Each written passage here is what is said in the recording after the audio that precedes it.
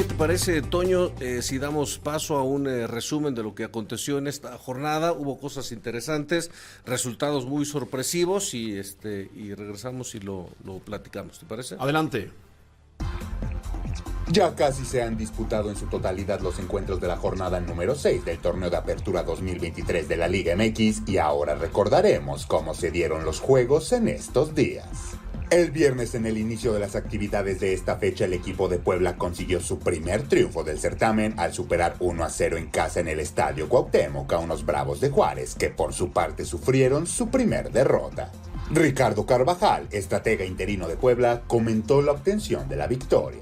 El vestidor hoy hay euforia, hay alegría, somos conscientes o son conscientes de que había costado mucho trabajo mantener un resultado o conseguir un resultado. Son gente como nosotros, son gente que necesita estas motivaciones y el resultado obviamente los relaja en el buen sentido de pensando que su trabajo en algún momento tenía que tener frutos. En el segundo juego del día, el Mazatlán FC y los Xolos de Tijuana protagonizaron una igualada 1-1 en la frontera en el Estadio Caliente, la cual le otorgó un punto a cada equipo para dejar a Mazatlán en el puesto 14 y a la Jauría en el lugar número 15.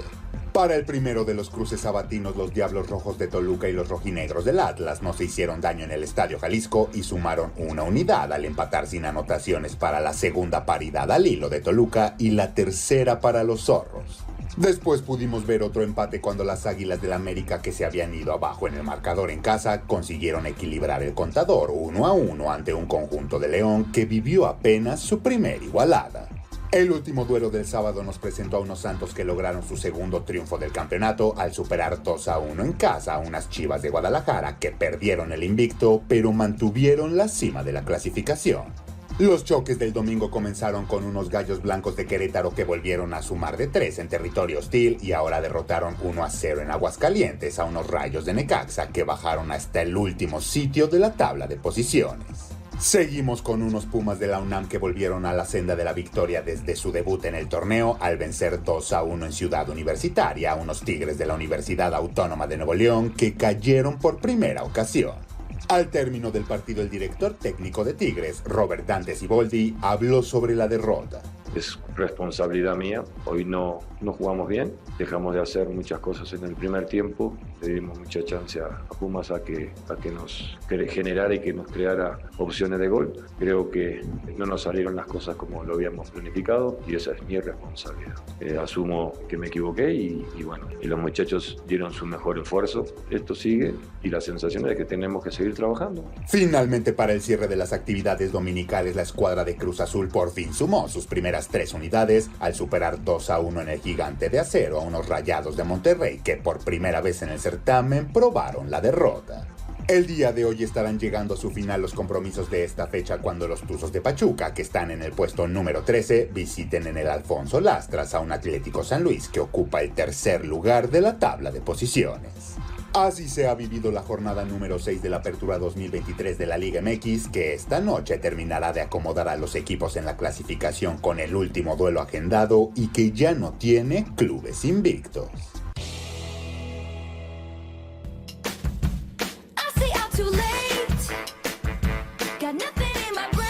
O sea, esta es la canción que se ha elegido para darle la bienvenida a Cristian Martinoli. Es correcto, es la canción que estuvo sonando más fuerte que nunca en la capital de la República Mexicana.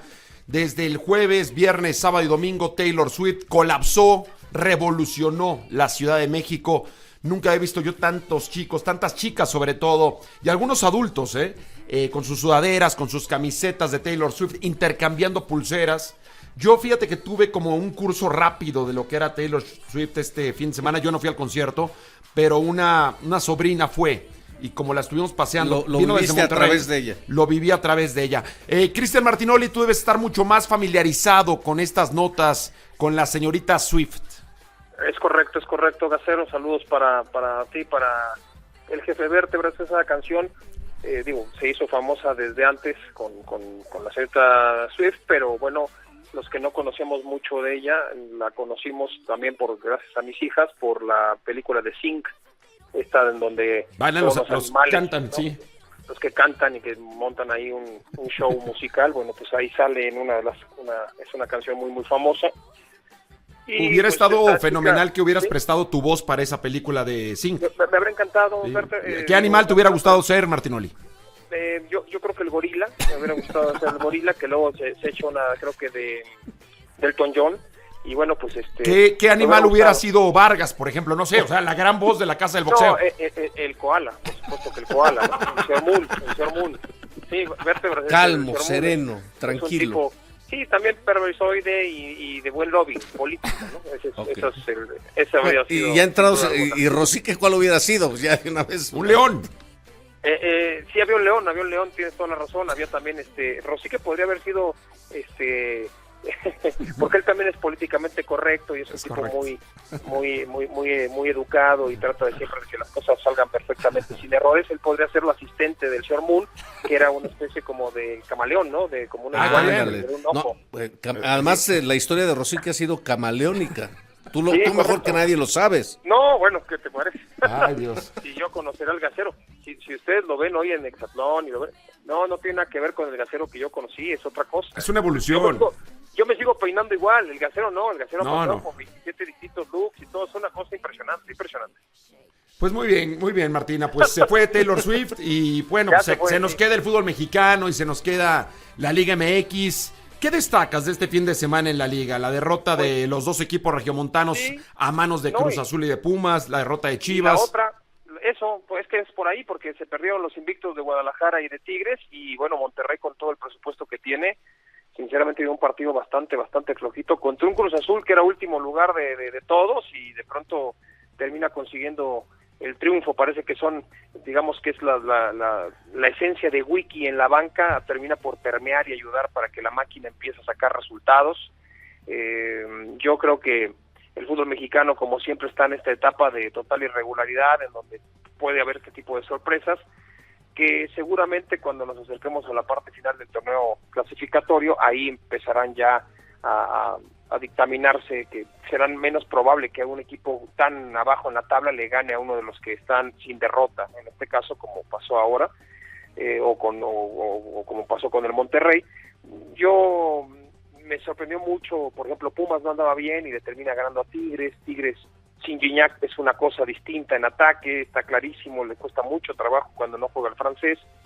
Y en términos generales, bueno, Siboldi sale y da la cara diciendo que él se había equivocado, entonces me parece lo normal, lo correcto, por más que los técnicos en muchas ocasiones, lo sabemos perfectamente, ahora que yo que estoy hablando con dos personas extremadamente políticamente correctas como son ustedes dos, sabemos bien que a veces los entrenadores, pues por supuesto que no son los que se equivocaron, sino que el lateral de la derecha, el centro delantero, el portero, el defensa central, pero pues para llevar la fiesta en paz y para hacerlo todo dentro de puertas adentro, pues el técnico tiene que responsabilizarse automáticamente siempre de las derrotas. Suele pasar, es un disco rayado, cuando tú pierdes el culpable soy yo, cuando el equipo gana generalmente le das la responsabilidad a los jugadores y el protagonismo, o sea, es para tratar de llevar la fiesta en paz y evitar cualquier tipo de situación que pueda existir en algún club, no que haya ni grilla, ni mucho menos, pero es algo que se acostumbra. Entonces a mí lo que dice Siboldi, pues me parece que si lo ponemos a cualquier técnico de hace 35 años seguiría siendo la misma situación. Por ejemplo, el Toluca no camina, Nacho Ambriz tiene un plantel importante en el fútbol de México y el equipo no perdió contra Pumas de milagro, no perdió contra Atlas de milagro, o sea, el Toluca no arranca. América es otro equipo que tampoco termina por arrancar, siempre con esta estela un poco de duda, ¿no? Que si la pelota entra completa, que si no, que si esto, que si lo otro, que si penal, que ya sabes.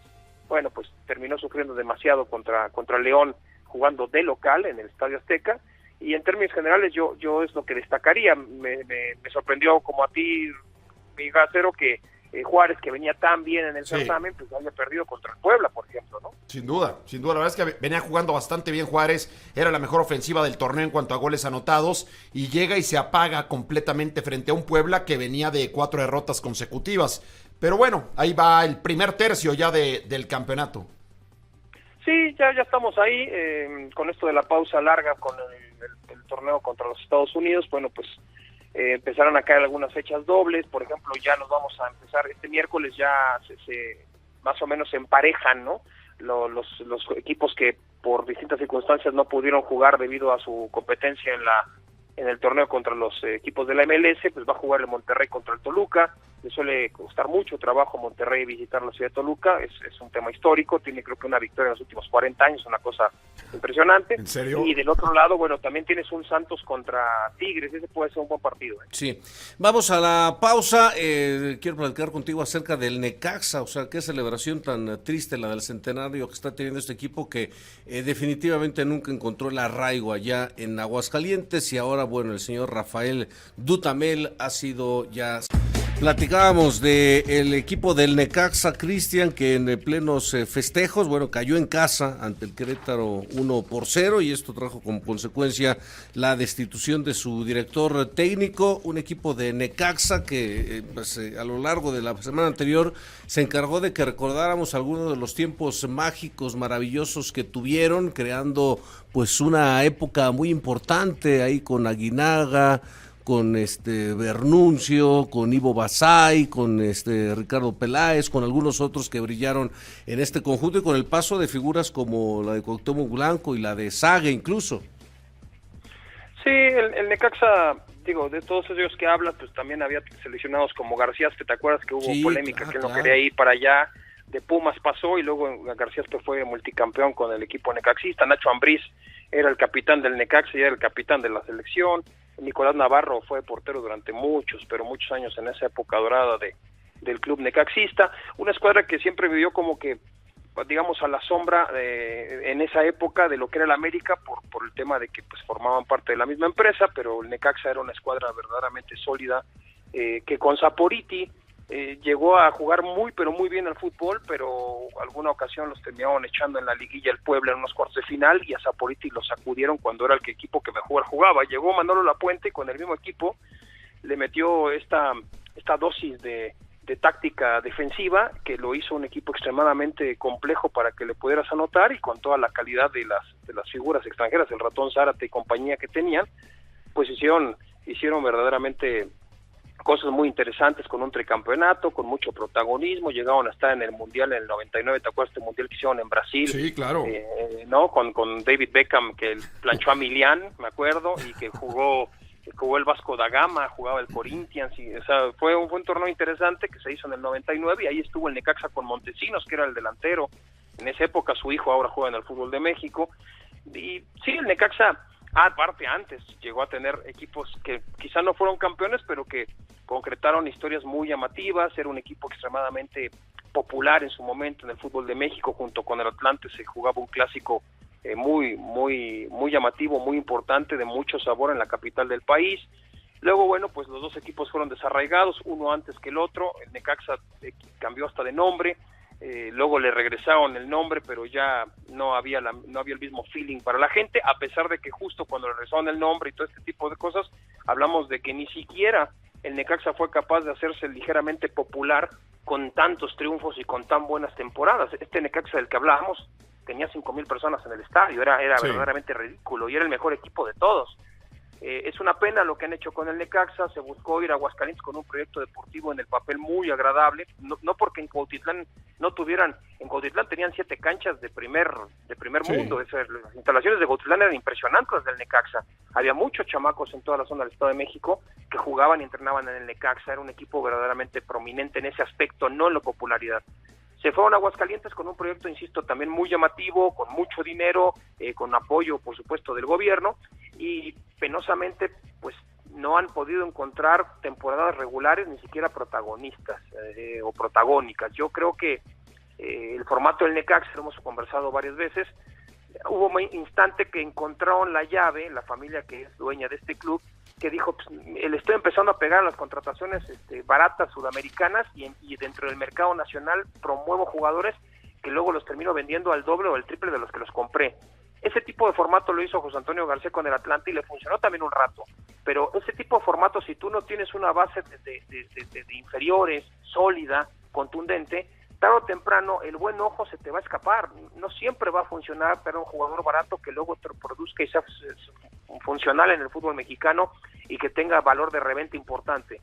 El Necaxa está metido en eso. Hace 2 años vendieron la piña de que iban a generar un proyecto para que en su centenario el Necaxa fuera aspirante al título. Bueno, hoy en su centenario el Necaxa es último lugar de la tabla, tiene tiene 2 empates con 4 derrotas en 6 jornadas y con un técnico que trajeron para que experimentara. El señor Dudamel, pues digo, durante mucho tiempo es un especialista en Caracol, la televisora colombiana. Él va a todos los eventos deportivos con Caracol, lo hemos cruzado 1000 veces, un tipo extremadamente decente, serio, tal.